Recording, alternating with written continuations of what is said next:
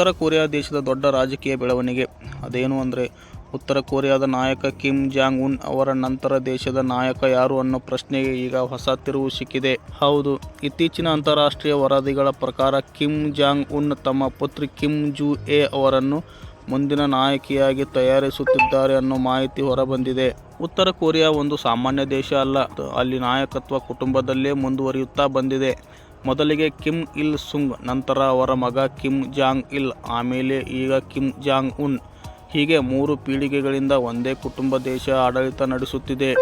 ಈಗ 4ನೇ ಪೀಳಿಗೆ ನಾಯಕತ್ವಕ್ಕೆ ದಾರಿ ಸಿದ್ಧತೆಯಾಗಿದೆಯಾ ಅನ್ನೋ ಚರ್ಚೆ ಜೋರಾಗಿದೆ. ಕಿಮ್ ಜಾಂಗ್ ಉನ್ ಅವರ ಪುತ್ರಿ ಕಿಮ್ ಜೂ ಎ ಮೊದಲ ಬಾರಿಗೆ ಸಾರ್ವಜನಿಕವಾಗಿ ಕಾಣಿಸಿಕೊಂಡಿದ್ದು ಕೆಲವು ವರ್ಷಗಳ ಹಿಂದೆ.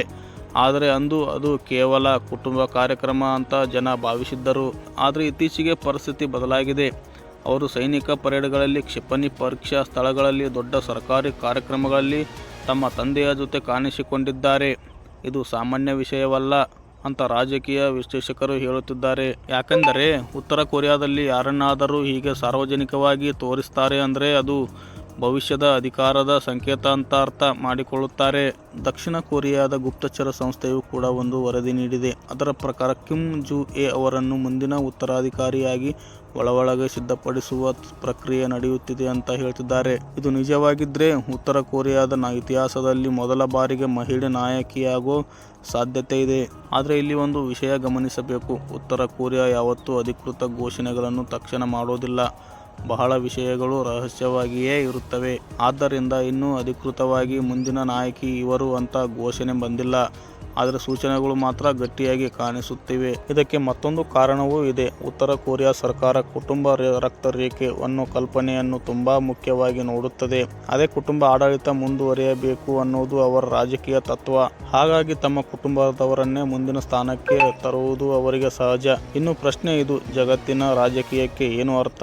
ಉತ್ತರ ಕೊರಿಯಾ ಒಂದು ಅಣ್ವಸ್ತ್ರ ಶಕ್ತಿ ಹೊಂದಿದ ದೇಶ.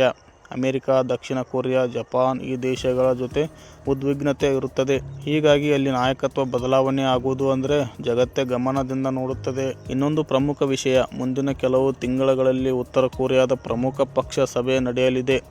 ಅಲ್ಲಿ ದೊಡ್ಡ ರಾಜಕೀಯ ನಿರ್ಧಾರಗಳು ಹೊರಬರೋ ಸಾಧ್ಯತೆ ಇದೆ. ಅಲ್ಲಿ ಕಿಮ್ ಜೂ ಎ ಅವರಿಗೆ ಅಧಿಕೃತ ಹುದ್ದೆ ಕೊಡ್ತಾರಾ ಅಥವಾ ಇನ್ನೂ ಕಾಯ್ತಾರಾ ಅನ್ನೋದು ನೋಡಬೇಕಿದೆ. ಒಟ್ಟಿನಲ್ಲಿ ಹೇಳಬೇಕಾದ್ರೆ ಉತ್ತರ ಕೊರಿಯಾದಲ್ಲಿ ಮುಂದಿನ ನಾಯಕತ್ವದ ಆಟ ಶುರುವಾಗ್ತಿದೆ. ಕಿಮ್ ಜಾಂಗ್ ಉನ್ ಅವರ ಪುತ್ರಿ ಈಗಾಗಲೇ ರಾಜಕೀಯ ವೇದಿಕೆಗೆ ಪರಿಚಯವಾಗಿದ್ದಾರೆ. ಇದು ಕೇವಲ ಕುಟುಂಬದ ಪರಿಚಯನಾ ಅಥವಾ ಭವಿಷ್ಯದ ನಾಯಕತ್ವದ ಘೋಷಣೆಯ? ಮುಂದಿನ ದಿನಗಳಲ್ಲಿ ಸ್ಪಷ್ಟವಾಗಲಿದೆ. ನಿಮ್ಮ ಅನಿಸಿಕೆಗಳನ್ನು ಕಮೆಂಟ್ಸ್ ಬಾಕ್ಸ್ನಲ್ಲಿ ಕಮೆಂಟ್ ಮಾಡಿ ಮತ್ತು ಸಬ್ಸ್ಕ್ರೈಬ್ ಮಾಡಿಕೊಳ್ಳಿ.